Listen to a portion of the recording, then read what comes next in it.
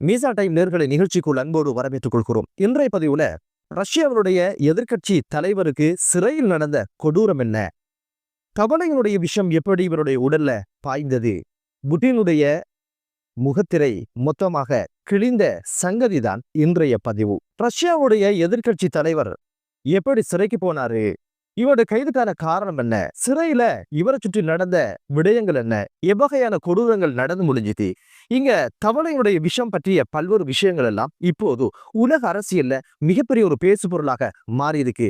காரணம் என்ன அப்படின்னு பாத்தீங்கன்னா, இதுக்கு பின்னால இருந்தது ரஷ்யாவினுடைய ஜனாதிபதி அப்படின்ற ஒரு விஷயம்தான் இப்போது மிகப்பெரிய ஒரு சர்ச்சையையும் ஏற்படுத்தியிருக்கு. இந்த சம்பவம் குறித்து தேடி பார்த்ததுல ரஷ்யாவினுடைய எதிர்கட்சி தலைவராக செயல்பட்டு வந்தவர் யார் அப்படின்னு பாத்தீங்கன்னா அலெக்சி.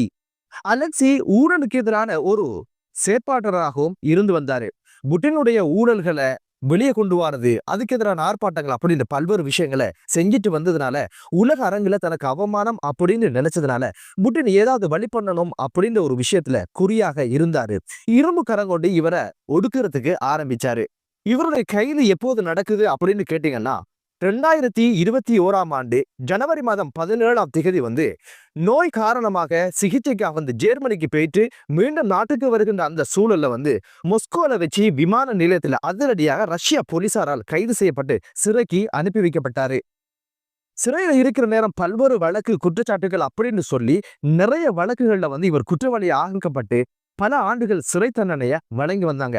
கோர்ட்ஸும் எங்களுடையது, போலீஸும் எங்களுடையது, கேஸும் உங்களுடையது, நாங்க எழுதுறதுதான் சட்டம் அப்படின்ற மாதிரி பல்வேறு வழக்குகள்ல குற்றவாளியாக ஆக்கப்பட்ட எதிர்கட்சி தலைவர் அலெக்சி சிறையில வாழ்ற மாதிரி ஒரு சோதனை காலமாக மாறியது. சிறையில இருக்கிற இந்த சந்தர்ப்பத்துல ஆர்டிக் பகுதியில துருவ ஓனா என்று சொல்லப்படுகின்ற தனிமையான ஒரு சிறைச்சாலையில திடீரென அலெக்சிய கொண்டு சேர்த்தாங்க.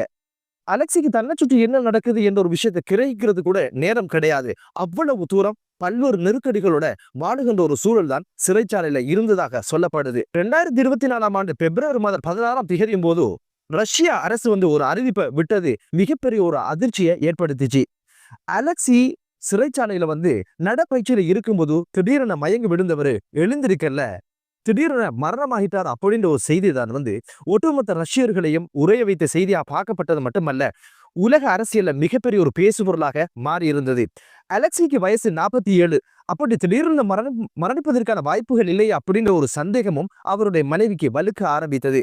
மனைவி ஊடகங்களுக்கு சொன்ன விஷயம் என்ன அப்படின்னு பாத்தீங்கன்னா, எனது கணவருக்கு இயற்கையான மரணம் வரல, இதுக்கு பின்னால புட்டினுடைய ஏதோ ஒரு சதி இருக்கிறது, எனது கணவருடைய மரணத்துக்கு புட்டினும் அவருடைய நண்பர்களும் தான் காரணம், அதற்கு பொறுப்பேற்கணும், இதுக்கான நீதி வேண்டும் அப்படின்னு சொல்லி அலெக்சியனுடைய மனைவி யூலியா ஊடகங்களுக்கு சொன்னாங்க. நீதி எங்கும் அவருக்கு நாட்டுக்குள்ள கிடைக்கல. இவர் சந்தேகிக்கிறதுக்கான காரணங்கள் இல்லாமலும் இல்லை. ஜெர்மனிக்கு போனது நோவிச்சோக் என்ற ஒரு விஷம் உடம்புல ஏறியதன் காரணமாகத்தான் சிகிச்சைக்கு போய் வந்தாரு. வந்த சந்தர்ப்பத்திலே கைது செஞ்சு சிறைக்கு அனுப்பிட்டாங்க அப்படின்னு ஒரு விஷயமும், அத்தோட திடீரென இருந்த சிறையிலிருந்து ஒரு தனி சிறைச்சாலைக்கு இவரை மாற்றியதும் அவருக்கு பலத்த சந்தேகத்தை உண்டு பண்ணியது. சிறைச்சாலைக்கு மாற்றி ஓரிரு தினங்கள்ல இறந்து போன சம்பவம் இவருக்கு மிகப்பெரிய சந்தேகத்தை ஏற்படுத்தியது. அடுத்த ஒரு விஷயம் தான் மரணித்த தனது கணவருடைய பூத உடலை உறவினர்களுக்கு பல தினங்களுக்கு பிறகுதான் கொடுத்தாங்க அப்படின்ற ஒரு சந்தேகமும் அவருக்கு இருந்திருக்கு.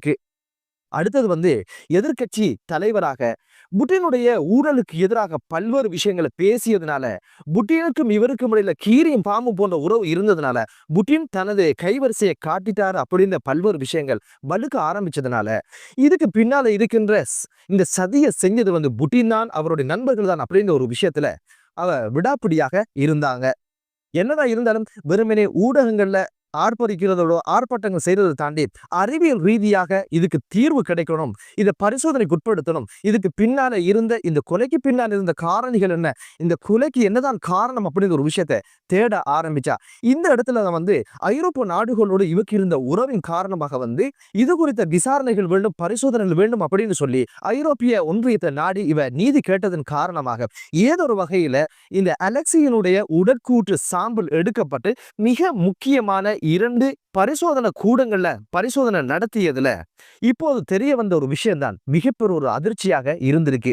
இவருடைய உடற்கூற்று சாம்பலை பரிசோதனை செஞ்சதுல தெரிய வந்த விஷயம் என்ன அப்படின்னு பாத்தீங்கன்னா, இவருடைய மரணம் இயற்கையானது அல்ல, அது ஒரு படுகொலை அப்படின்னு சொல்லப்பட்டதோட இந்த படுகொலைக்கு காரணம் டார்ட் தவளையினுடைய விஷத்தை எடுத்து இவர் உடலில் ஏற்றித்தான் இவர் படுகொலை செய்யப்பட்டார் அப்படின்ற ஒரு விஷயமும், சிறையில இருந்த இந்த அலெக்சியினோட உடல்ல இந்த விஷயம் எப்படி போச்சு அப்படின்ற ஒரு விஷயம் பரிசோதனைக்கு உட்படுத்தப்பட்டது. இந்த விஷம் அப்படின்றது தென் அமெரிக்காவில வாழுகின்ற தேரைகள் தவளைகளுடைய தோல் பகுதியில சுரக்கின்ற இயல்பான ஒரு நஞ்சு, இதுதான் இவருடைய உடல்ல ஏற்றப்பட்டிருக்கு அப்படின்ற ஒரு விஷயம் தெரிய வந்திருக்கு. இந்த விஷயத்த ஒரு மனிதன் உடல்ல ஏற்றிட்டா நரம்பு மண்டலங்கள்லாம் சிதைவடைந்து மயக்க நிலைக்கு போறதோட, பக்கவாதங்கள் ஏற்படுறதோட, அது மட்டுமல்ல மூச்சு திணறல் ஏற்பட்டு மாரடைப்பு ஏற்பட்டு மரணம் ஏற்படும் அப்படின்ற ஒரு விஷயம் இப்போது சுற்றுச்சூழல் உயிரியல் டாக்டர் பேராசிரியர் அலஸ்டர் ஹே தெரிவிச்சிருக்கிறாரு.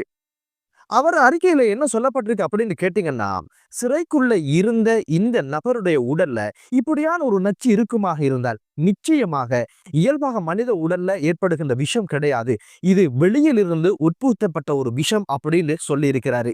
இவ்விடயங்களை எல்லாம் தொகுத்து இப்போது ஐரோப்பாவினுடைய 5 நாடுகள் ஒரு அறிக்கையாக இந்த ஒரு விஷயத்தை ஒரு மாநாட்டுல வெளிப்படுத்தியிருக்கின்ற செய்தி புட்டினுக்கு மிகப்பெரிய ஒரு அதிர்ச்சியை ஏற்படுத்தியிருக்கு. இந்த அறிக்கையை வெளிக்கொண்ட நாடுகள் எது அப்படின்னு பாத்தீங்கன்னா, பிரித்தானியா, பிரான்ஸ், ஜெர்மனி, அதே போல ஸ்வீடன், நெதர்லாந்து போன்ற நாடுகள் தான் கூட்டாக இந்த அறிக்கையை சமர்ப்பிச்சு இந்த கொலைக்கு பின்னால் இருந்தது புட்டினுடைய சதிதான் அப்படின்ற ஒரு விஷயத்த இப்போது உலகத்துக்கு சொல்லி இருக்காங்க. ஏன்னா அந்த அறிக்கையில என்ன குறிப்பிட்டிருக்காங்க அப்படின்னு பாத்தீங்கன்னா, அலெக்சிய ரஷ்ய அரசு ஒரு அச்சுறுத்தல் மனிதராக, அலெக்சிய ஒரு அச்சுறுத்தலாக பார்த்திருக்கு, அதன் வடிவம் தான், அதனுடைய வெளிப்பாடு தான் இது அப்படின்னு சொல்லி இருந்தாங்க. அலெக்சியுடைய மனைவி யூலியா என்ன சொல்றாங்க அப்படின்னு கேட்டீங்கன்னா, இதுவரைக்கும் இவருடைய கொலை அது இயல்பான கொலை அல்ல அப்படின்னு ஒரு விஷயத்துல நான் உறுதியாக இருந்தேன். அந்த உறுதிக்கு வலு சேர்க்கிற மாதிரி தான் இப்போது மருத்துவ அறிக்கையும் விஞ்ஞான பகுப்பாய்வும் என்னிடத்தில் கிடைச்சிருக்குது. இதுக்கு பிறகு தைரியமாக எனது கணவர் எதை விட்டுட்டு போனாரோ அந்த இடத்திலிருந்து எனது பணியை தொடங்குவேன்.